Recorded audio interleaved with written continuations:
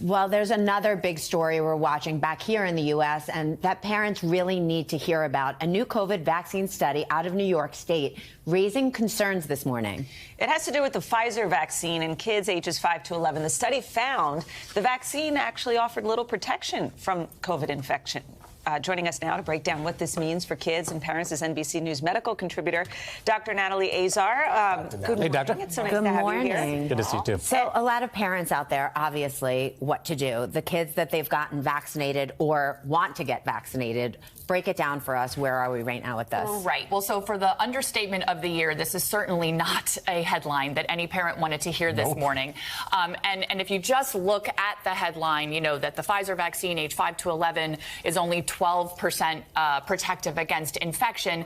Definitely startling. But breaking down the numbers, protection from infection, remember, that's just infection. Upper respiratory tract symptoms fell from 68 to 12% over the study period. This is when Omicron was here. But the protection against severe disease or hospitalization, although it dropped, not as steep, not as precipitously, that protection went from 100% to 48%.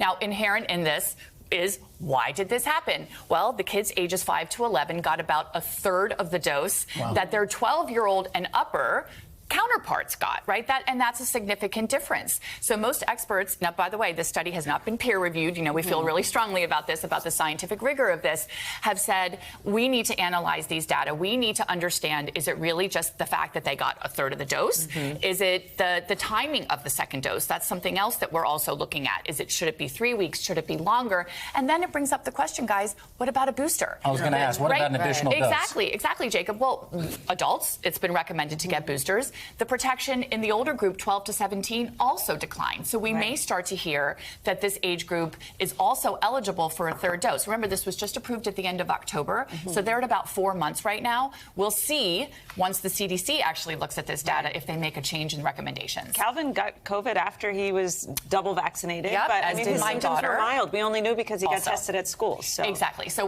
let's understand. Remember, this was never meant to offer 100% protection against infection, but still held up very, very well against severe disease, even in this age group. What about masks now? Because the CDC now saying we don't need them indoors. What? I know. It's For most Americans, right? I guess it depends on in schools. Yeah. Right. Well, about 70% of Americans, based on the new CDC criteria, would no longer need to be wearing masks indoors, and that is including our schools. Yeah. So I'm a parent. Many of us here at the desk are parents. What are we telling our children to do? Well, remember, what happens at the state level doesn't necessarily govern what happens at the local level. And so your school districts are probably in very open communication, right, with all students and families about what the recommendation is. If masks are optional, which most places will probably do, they're not going to suddenly say you can't wear a mask. They're going to say masks are optional. I've said what I've said from the very beginning. You as a family are going to make that decision that's right for you based on your children's risk factors, who lives in the home. Jacob, you look like you have I was just going to say, what are you going to do? Well, yeah. So my kids are vaxxed. My little one had COVID over Christmas, and she's going to get her booster. We live with my mom, who's almost 90 years old. But the vaccination rates in our community are very high. The transmission is very low. I'm going to allow them to go maskless, understanding that there is still a risk. Good to know. You know, and honestly, this has been a political flashpoint from the beginning. I can't tell Americans what to do. This is Every a decision community is that different. every community is different, and every family My is son different. yesterday went to school for the first time without his mask on. And how did he feel? We asked him at the end of the day, I said, son, how was it?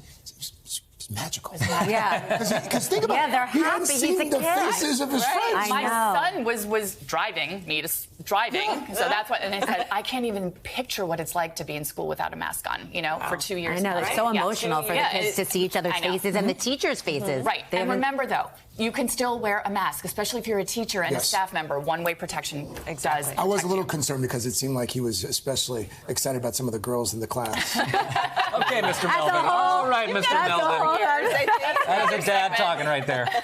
Dr. Natalie, thank you. Thanks, Doctor.